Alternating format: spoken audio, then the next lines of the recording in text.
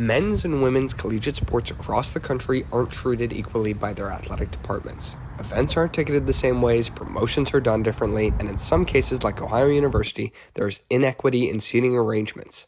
For the men's basketball team, courtside seats are made available, but up until this season, the women's team hasn't had the same opportunity.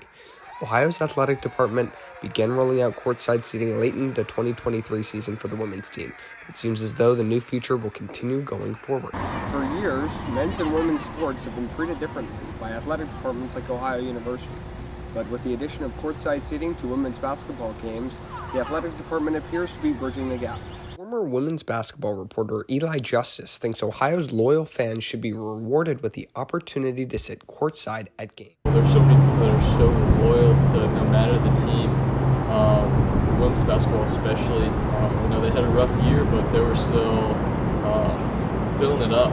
They still had a good amount of crowd, and I think that's something that's really cool, is that no matter the record, no matter what the end result is, people really care about that team.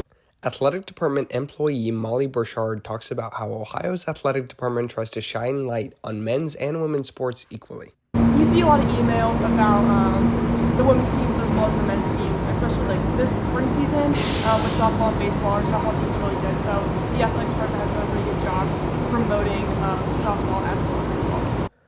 Ultimately, Ohio University's athletic department is trying to put women's sports in the spotlight, but in order to achieve equity, women's sports will need more support from fans. For The Post, I'm Bobby Corbett.